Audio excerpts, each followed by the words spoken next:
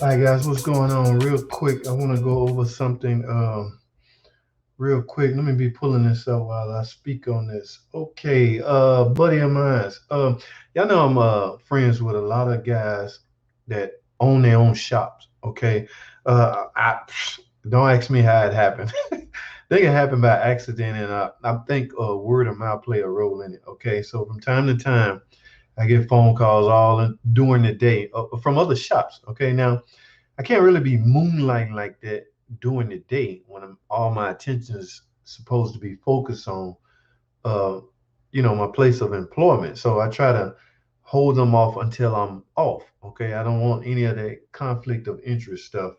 All right, but I got a call from a shop owner today, and it's weird how I'm brother to all of them. What's up, brother? What's up, my brother, man? They bring me stuff I don't even eat, like donuts and stuff. I just give them to the fellas and stuff like that. But for the most part, this question he asked me got me baffled. Okay, now y'all know I'm a big believer in on no crank situations. Okay, hear me out. No crank, not no start, no crank. Uh, anyway, I'm got to the point where I do all my no crank diagnostic at the starter relay. Okay, pretty much that will let me know everything I need to know about a no crank complaint, a no crank situation. Guys, please don't make me go through the difference between a no crank and a no start. Well, it's real simple. Okay, a no start is this. A no crank is this. Turn the key, absolutely nothing. In some cases, you'll get a click indicating a starter solenoid is trying. Well, any rate, he's not getting anything. He asked me because we've talked about this before, me and him. I do all my no crank diagnostic at the starter relay. Okay, he's working on an '08 Avenger. I got that part. So I'm trying to visualize a '08 Avenger. Y'all keep in mind, I've been at the dealer, I don't know, 20 years, so I've been through all these cars. But I can't keep it all memorized up here for too much longer because I need to make room for the other stuff, the new stuff. All right. So anyway, '08, I can't remember. Uh, I do know because that's in the range of a PT Cruiser that year model Avenger has what we call a TIPM, okay, totally integrated power module. Now, there's no big relays inside of a TIPM, but I do remember there being an extra fuse box or extra box of relays somewhere on that car. Well, I don't know. So my answer to him is I don't know. I don't know that one by heart. I will have to look that up. So anyway, he's on his way to the shop. Y'all know I don't live that far from the shop. So I'm at home in the office. But I'm about to pull this up and go through this. As a matter of fact, I go through it with you guys. And because this got me baffled. I want to say the car don't have a starter relay because I went through this before back in '09, of course. Okay, let me okay, share this. All right, y'all go along with me here. There we go. All right, this is a '08 Avenger. I don't know. I pick an engine, likely a 2.4 uh multi-air engine. Now I want to go under. Let's go under wiring. Because first thing, should I put starter in here? Is starter already up here? Okay, starting system. Let's go on the starting system. Let's go on the wiring diagram. Okay, here we go. The starter. This is the starter circuit. Let me highlight this. Starter. This is the right here. Y'all follow me here. Starter system. Okay, let's scroll down. Now, all right, here we go at the ignition switch. When you turn the key, likely this is the key. I want to say you want to go to 3 or 4.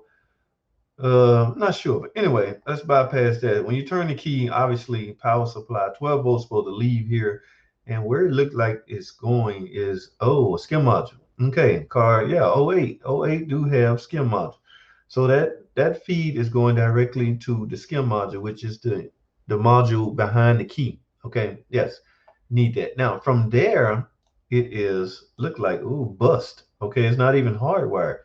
It is bus to ta-da. Yes, guys, totally integrated power module. Now, looking inside this box, I don't see any kind of indication. Well, you can't network bus a signal to a relay. So, but because this TIPM is a module, you can, however, do that. Now, as far as output, once it get that input, where does the output lead me? I don't know. I'm trying to rush and do this, guys. Please bear with me. Okay, let me scroll down to the bottom. Here's the actual starter. That's what I want to see. Starter. Everybody understand a typical starter, okay? How it works. You're gonna have a wire going to the solenoid. This is obviously the solenoid circuit. You're gonna have a higher gauge, well, thicker wire coming from, should be the battery.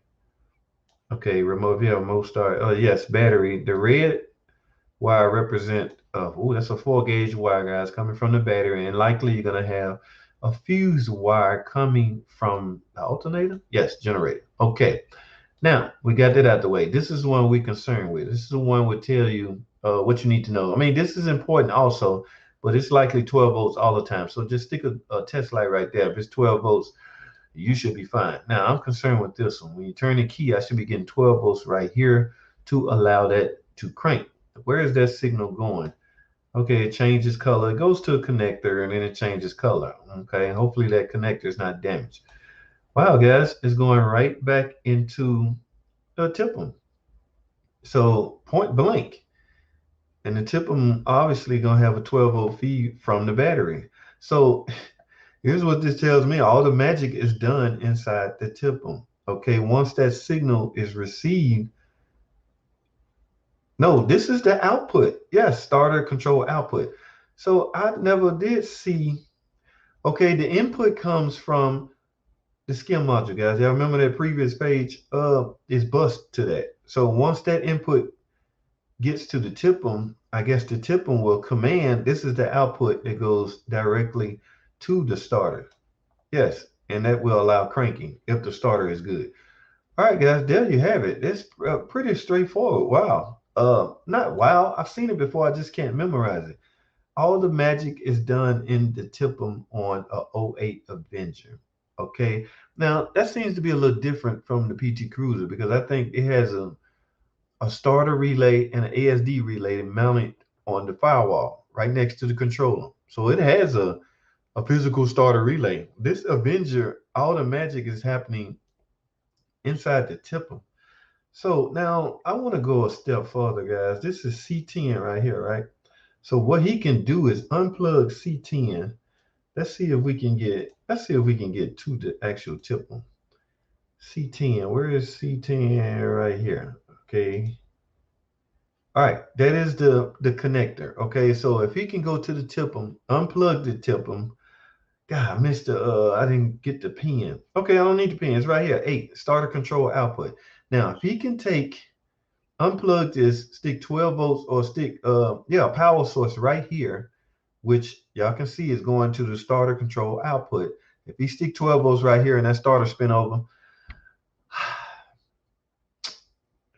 now I'm still reluctant to say the TIPM has failed because without a scan tool, how do you physically see the input? Let me go back to this. Y'all see what I'm saying? How do you see, like, if you had a decent scan tool, guys, you can pull up the TIPM, because keep in mind, the TIPM is a module. If you had a scan tool that can read the TIPM, you would be able to see the inputs right here. It might say start relay input. So when you turn the key, you should see that signal change. That indicates that the TIPM is receiving that crank signal. Now, if you don't have a scan tool that can read the TIPM, you're merely guessing, guys. So that's what you got to get out of. The guessing can get expensive. So once again, guys, the magic is done in the TIPM right here. Yes, I get my signal from the ignition switch. It's hardwired to the SKIM module, which is then bus to the TIPM. Okay, now once the TIPM get that, the output ensues, okay, which goes directly to the starter. Okay, I found out what I need to know now. So, which begs the question, how you gonna, no crank on this particular car. They're all not like that. A lot of the cars have physical starter relays, but this particular one, there's no physical starter relay based on the wiring diagram. Keep in mind, I used the wire diagram, and nowhere in this schematic did it lead me to a physical starter relay, a typical ISO relay. Okay, now can you install one yourself? Absolutely, but you might not want to start tampering with things like that. Uh, Now, again, I'm refrain from saying your TIPM is bad only because I don't know what the inputs to the TIPM is. If I can see the inputs, it's getting the input and the output is just not there. And I remember, guys, that connector was it 8 pin 8 at C10. If I send 12 volts straight to there and it didn't crank, then yeah, we got problems outside the TIPM. So if I send 12 volt there and it crank, yes, that circuit is complete. So you really have a TIPM issue at that point.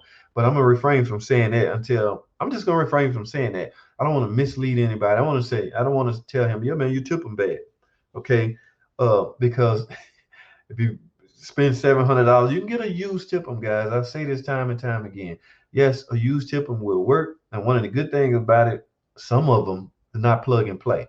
So you will be limited to what the features are on your car based on the car you took it out of. So keep that in mind when you where am I? When you deciding to get a used TIPM. If you're gonna get a used TIPM, try to get one with the same features you got, but you can absolutely use a used TIPM. All right, guys, I don't want this video to be long.